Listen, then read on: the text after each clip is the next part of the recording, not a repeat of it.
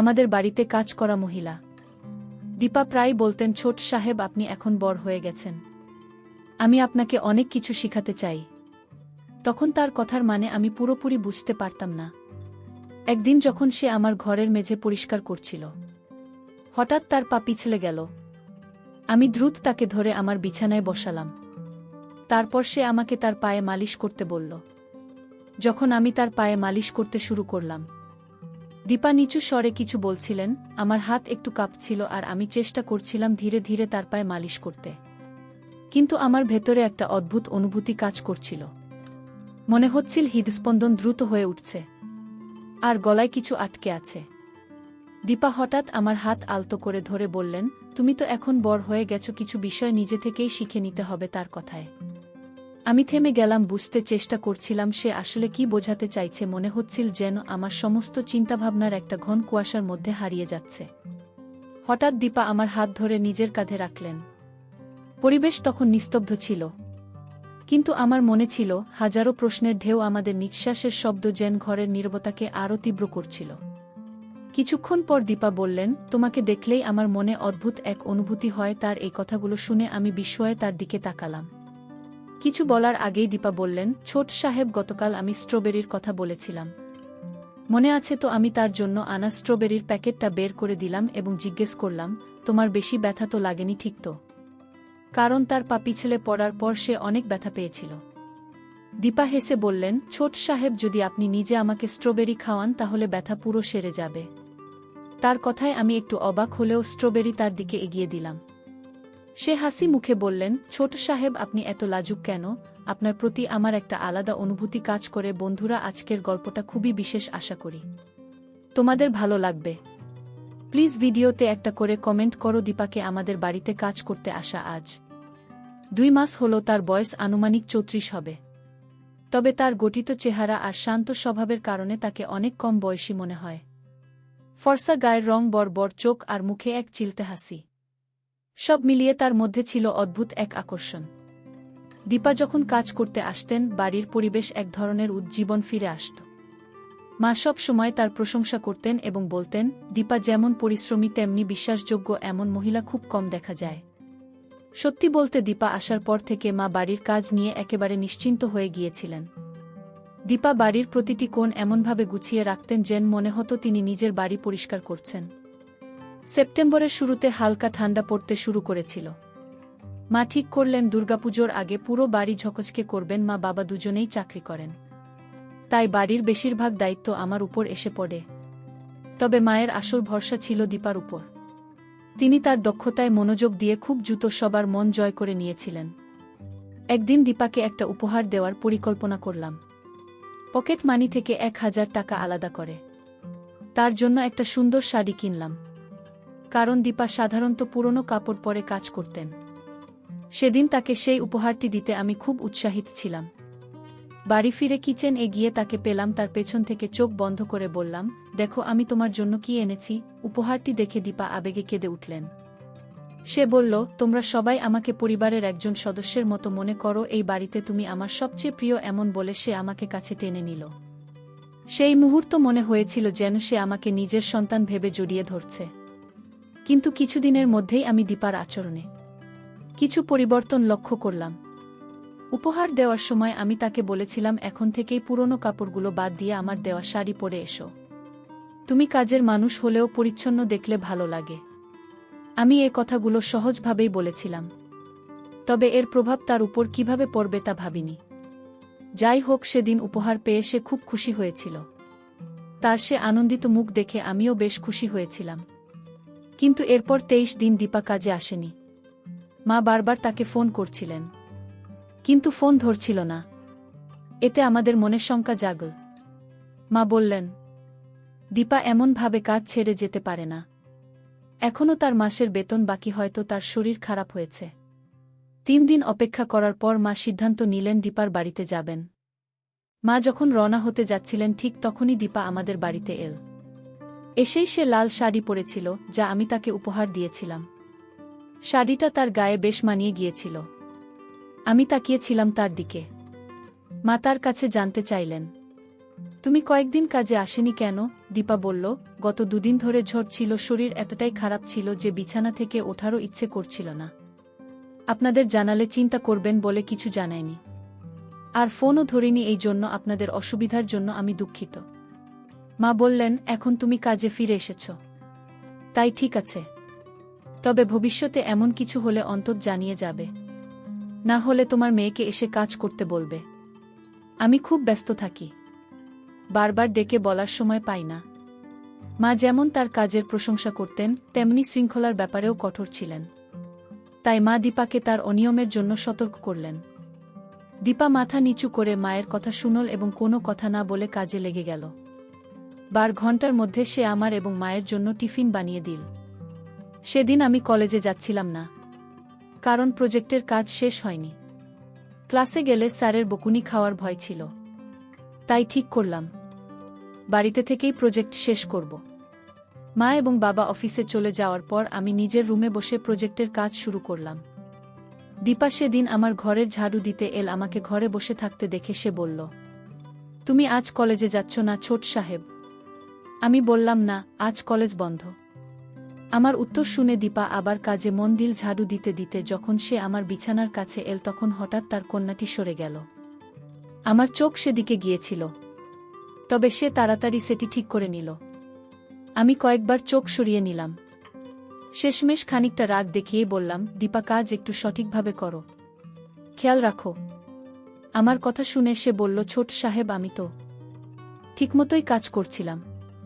হঠাৎ অন্যটা আটকে গিয়েছিল, সরাতে গিয়ে এমন হলো আপনার দেওয়া শাড়িটা যত্ন নিয়ে রাখতে চাই, টান পড়লে খারাপ হতে পারে। তার কথায় বুঝলাম সে উপহারের শাড়িটা খুব যত্ন সহকারে দেখছে। এটি দেখে আমার ভালো লাগল। তখন আমি পড়াশোনার সাময়িকভাবে বন্ধ রেখে তাকে সাহায্য করতে এগিয়ে গেলাম। যত্ন সহকারে তার আটকে থাকা ওড়নাটি ঠিক করে দিলাম। আমি নিচে বসেছিলাম আর দীপা আমার সামনে দাঁড়িয়ে ওড়না ঠিক করছিল। তার এমনভাবে সামনে দাঁড়ানোতে আমার মন কিছুটা অন্যরকম ভাবনা চলে যাচ্ছিল। তবে নিজেকে নিয়ন্ত্রণ করলাম, মনে হলো এমন ভাবনা মগ্ন হওয়া আমার জন্য সঠিক নয়। আমি চোখ নিচু করে নিজের জায়গা থেকে উঠে দাঁড়ালাম এবং পড়াশোনায় মন দিলাম। দীপার চোখে একরকম হাসি ছিল, সে আস্তে আস্তে হাসতে হাসতে ঘর থেকে বেরিয়ে গেল। কিছুক্ষণ আগে যা ঘটেছিল সেটা সেখানেই রেখে আবার পড়াশোনায় মনোযোগ দিলাম। তার অনুমান আসলেই সঠিক ছিল। প্রীতমের সঙ্গে কলেজে নানা উল্টোপাল্টা কথাবার্তা হয়েছিল এবং বাড়ি ফিরে দীপাকে সাজগোজ করা অবস্থায় দেখে আমার নজর বারবার তার দিকে চলে যাচ্ছিল। নিজের মনেই বুঝতে পারছিলাম এসব ভাবার বয়স এখনো হয়নি, কিন্তু দীপা আমার প্রতি খুবই উন্মুক্তভাবে আচরণ করছিল। তখন সে কথা থামাচ্ছিল না, তাই বললাম, আমি ঠিক আছি, এবং তাকে বাইরে যেতে বললাম। তারপর কিছুক্ষণ একা বসে গান শুনে মন শান্ত করার চেষ্টা করলাম। এইভাবে কয়েকদিন কেটে গেল। কলেজে প্রীতমের সঙ্গে কথাও হয়নি, তবে সে নিজে থেকেই মাফ চাইতে লাগল। আমি রাগ কমিয়ে দিলাম, কারণ পুরনো সব ভুলে যেতে ইচ্ছে করছিল। সেদিন কলেজে 2টা লেকচার ছিল, তাই আমাদের ছুটি তাড়াতাড়ি হয়ে গেল। করণ বলল, আজ টিফিন আনতে ভুলে গেছি, তোর বাড়ির খাবার দারুণ লাগে, আমাকে একটু দিস না। সেদিন আমি টিফিন আনতে ভুলে গিয়েছিলাম, তাই বললাম আমিও টিফিন আনিনি, কিন্তু করণ বলল, তুই এখনও রেগে আছিস তাই খাবার দিচ্ছিস না। আমার বাড়ির খাবারের জন্য সে ব্যাকুল হয়ে উঠল, তাই তাকে নিয়ে বাড়ি ফেললাম। বাড়িতে ঢুকতেই দীপা আমাদের জন্য 1 গ্লাস করে পানি নিয়ে এল। তখন খেয়াল করলাম প্রীতম অন্যভাবে তাকে দেখছে, আর দীপার চোখেও কিছুটা ভিন্ন দৃষ্টিভঙ্গি ছিল তার প্রতি। এসব দেখে আমি নিজেকে নিয়ন্ত্রণ করলাম। প্রীতমের পায়ে পা চাপিয়ে দিলাম যাতে তার মনোযোগ সরে যায়। এরপর দীপাকে বললাম, আমাদের জন্য খাবারের প্লেট রেডি করে দাও। খাওয়ার পর প্রীতম দীপার রান্নার খুব প্রশংসা করতে লাগল এবং তার সঙ্গে হাত মেলাল। তার এই আচরণ আমার ভালো লাগেনি, কারণ জানতাম প্রীতমের স্বভাব কেমন। তাই তাকে দীপার কাছ থেকে দূরে রাখার জন্য নিজের ঘরে নিয়ে গেলাম। ঘরে ঢুকতেই প্রীতম বলল, কুনাল, হয়তো আমার কথায় তুই কিছুটা অস্বস্তিতে আছিস, কিন্তু তোর দীপা তোকে খুব গুরুত্ব দিচ্ছে, বুঝতে পারছিস। এই বলে সে আমাকে নিয়ে মজা করতে শুরু করল। আমি ওর কথায় হেসে এড়িয়ে গেলাম। কিছুক্ষণ পর সে বাড়ি ফিরে গেল। দুপুরে দীপা আমার ঘরে ফ্লোর পরিষ্কার করতে এল। আমি বিছানার ধারে বসেছিলাম। যখন সে বিছানার কাছে মুছতে এল, তখন হঠাৎ ধাক্কা লাগল। আমি সেদিকে না তাকিয়ে অবজ্ঞা করলাম, কিন্তু দিন দিন লক্ষ্য করলাম দীপার আচরণে কিছুটা পরিবর্তন আসছে। সে আমার আশেপাশে থাকার চেষ্টা করছিল, যা স্বাভাবিক মনে হচ্ছিল না। এরপর কিছুদিন এইভাবেই কেটে গেল। মা বাবা প্রতিদিন সকালে অফিসে বেরিয়ে যেতেন, আর আমি কলেজে যেতাম। একদিন কলেজে যাওয়ার প্রস্তুতি নিচ্ছিলাম, আলমারি থেকে শার্ট খুঁজছিলাম।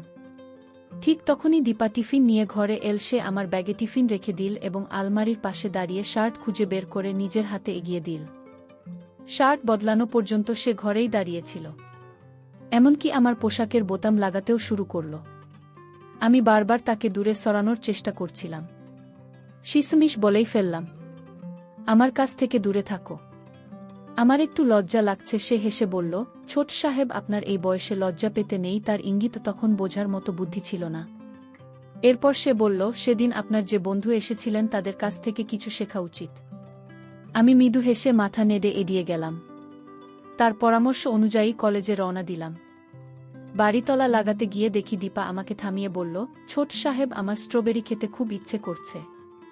আপনি কি আমার জন্য আনবেন? আমি হেসে সম্মতি জানালাম। ফেরার সময় নিয়ে আসব বলে বেরিয়ে গেলাম। বাবার কথা শুনে দীপা পাল্টা জবাব দিল, মালিক, আমিও ভাবিনি যে আপনি এতটা দূর যাবেন। দীপা আরও বলল, আপনি তো আমার ছোট মেয়ের প্রতি খেয়াল রেখেছিলেন। তার পাশে বসে তাকে খাবারের লোভ দেখিয়ে তার কাছে থাকার চেষ্টা করেছিলেন। কয়েকদিন ধরে আমার মেয়ে অস্বস্তিতে ছিল। ডাক্তার দেখানোর পর জানা গেল তার শরীরে কিছু অস্বাভাবিকতা তৈরি হয়েছে। আপনার মতো একজন প্রাপ্তবয়স্কের আচরণের জন্য আমার মেয়ের কোমল মনের উপর গভীর প্রভাব পড়েছে। যখন জানতে পারি তার এই অবস্থার জন্য কে দায়ী, তখন থেকেই প্রতিশোধ নেওয়ার ইচ্ছে ছিল। কিন্তু আজ যখন আপনার নিজের সন্তানের সমস্যায় পড়ল, তখন আপনি আমাকে দোষী করতে চাইলেন। দীপা যখন এ কথাগুলো বলল, আমি চমকে উঠলাম। তারই গল্প আমাকে সম্পূর্ণ বিভ্রান্ত করে দিল। ভাবছিলাম কিভাবে সে এত দূর যেমন মিথ্যে কথা বলতে পারল। বাবা মাও তার কথাগুলো বিশ্বাস করতে পারলেন না এবং তাকে ধিক্কার জানিয়ে সেখান থেকে চলে যেতে বললেন। তখন দীপা জানাল, আপনার ছেলেটি আমার সঙ্গে অসৎ আচরণের চেষ্টা করেছে। এর প্রমাণ হিসেবে আমার কাছে একটি ভিডিও ক্লিপ আছে। আগে থেকেই আমার ফোনটি ভিডিও রেকর্ডিং সেট করা ছিল। ভিডিওটি বাবা মার সামনে দেখিয়ে দীপা বলল, এখন আমি আপনার ছেলেকে শাস্তি দিতে চাই। তাকে কারাগারে পাঠিয়ে দেব, যাতে আপনারা বুঝতে পারেন কত বড় ভুল করেছেন। এই পরিস্থিতি দেখে বাবা স্তব্ধ হয়ে গেলেন। দীপার পায়ে পড়ে ক্ষমা চাইতে লাগলেন। তিনি বললেন, দীপা, আমার ভুল হয়েছে, আমাকে ক্ষমা করো। কিন্তু আমার ছেলেকে এই পরিস্থিতিতে জড়িও না। সে আমাদের সবকিছু। সে না থাকলে আমাদের বাঁচার কোনো মানেই থাকবে না। তোমাকে অর্থ দেওয়ার জন্য আমি প্রস্তুত। কাল থেকেই তুমি আর এখানে কাজ করতে আসবে না। এই টাকাটা নিয়ে সবকিছু ভুলে এখান থেকে চলে যাও। কিন্তু দীপা অর্থ নয়, ন্যায় বিচার চাইছিল। এখন নিজের দোষ স্বীকার করলেন। মা রেগে গিয়ে বাবাকে একটি চড় মারলেন তিনি। দীপার পাশে দাঁড়িয়ে বললেন, তোমার মেয়ের প্রতি যে অন্যায় হয়েছে, আমি তার বিচার চাই। আমি সত্যের পক্ষে থাকব, যাই হোক না কেন। দীপা মায়ের কাছে এসে কান্নায় ভেঙে পড়ল এবং আমার কাছেও ক্ষমা চেয়ে বলল, ছোট সাহেব, আপনি আমার কাছে সন্তানের মতো। আমি আমার মেয়ের জন্য এই কাজটি করতে চেয়েছিলাম। আমার কখনো আপনার প্রতি কোনো খারাপ দৃষ্টিভঙ্গি ছিল না। যখন সন্তানের কথা আসে তখন মায়েরা কঠিন হতে বাধ্য হয়। তার কথাগুলো শুনে আমিও তাকে ক্ষমা করে দিলাম।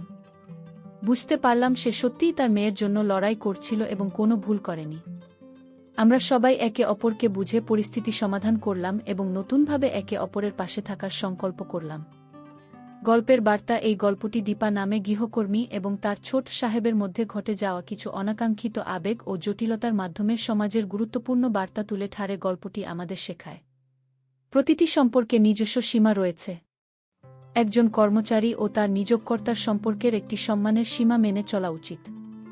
দীপা এবং ছোট সাহেবের মধ্যে আকস্মিকভাবে কিছু অনুভূতির উদয় হয়, তবে এই ধরনের অনুভূতির বিকাশ সম্পর্কে মর্যাদার জন্য হুমকি হতে পারে। আমাদের মানসিক দুর্বলতা থাকলেও সেটিকে সঠিকভাবে পরিচালনা করাই সবচেয়ে গুরুত্বপূর্ণ।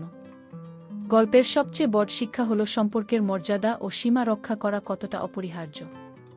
না হলে কেবল সম্পর্কই ক্ষতিগ্রস্ত হয় না, বরং মানসিক ও আবেগীয় সমস্যাও তৈরি হয়। বন্ধুরা, যদি এই গল্পটি ভালো লেগে থাকে তাহলে দয়া করে ভিডিওটি লাইক করুন এবং আমাদের চ্যানেলটি সাবস্ক্রাইব করুন। পাশে থাকা বেলাল আইকনটি প্রেস করুন যাতে আমাদের নতুন ভিডিও নোটিফিকেশন সবার আগে আপনার কাছে পৌঁছে যায়। ধন্যবাদ, দেখা হবে আমাদের পরবর্তী ভিডিওতে।